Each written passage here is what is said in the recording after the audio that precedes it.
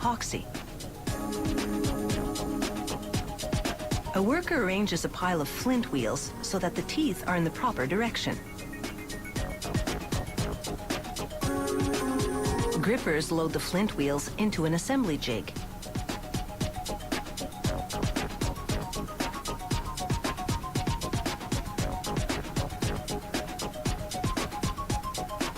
These cams will eventually act as a catch for the lighter lid. A gripper places the cam in the jig beside the flint wheel.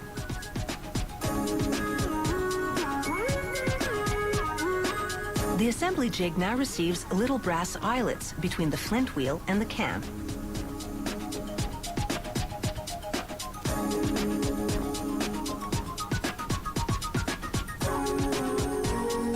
The machine slides the inner case over the flint wheel, cam, and eyelet.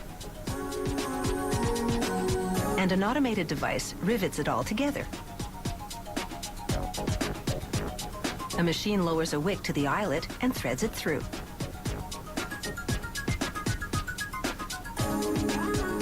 Blades move in from the side and snip the wick.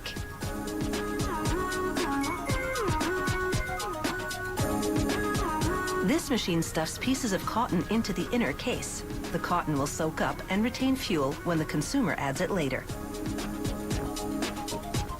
Steel plungers tamp down the wick and cotton. Here, a die punch cuts a piece of felt to size.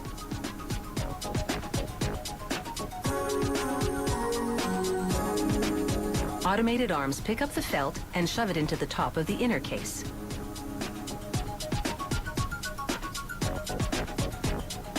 Here, grippers place a flint spring in the case just over the flint stone.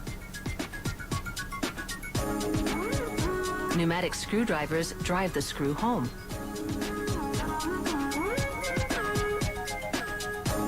A rubber wheel spins the flint and sparks fly as a light sensor checks their intensity.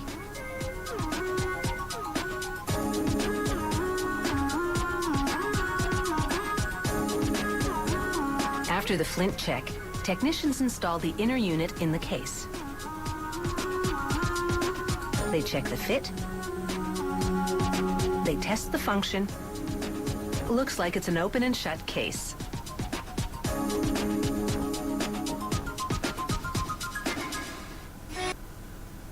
Lighting a controlled fire was not always easy.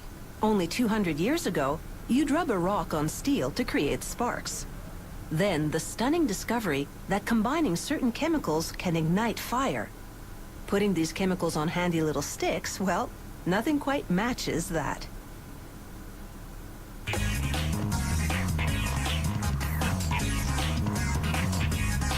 The first matches left behind a nauseating odor, but today they're safer and the smell dissipates in seconds.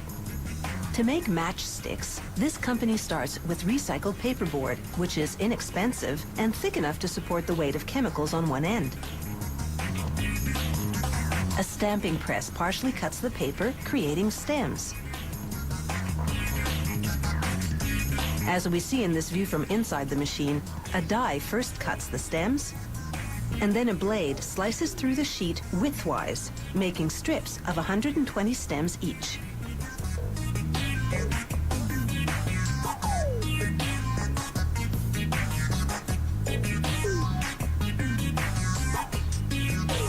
At actual speed, it's all just a blur, as the press makes nearly 500 strips per minute. Next, the strips move through a bath of hot wax. It soaks into the stems about 1/3 of the way up. Then they dry in an oven for 15 seconds. When you light a match, the wax slows down the burn speed of the chemicals, sustaining the flame for 4 or 5 seconds. Those chemicals are gelatin and silica to bind the chemicals to the stick, potassium chlorate and animal protein glue for oxidation, sulfur to fuel the flame, and 2 fillers.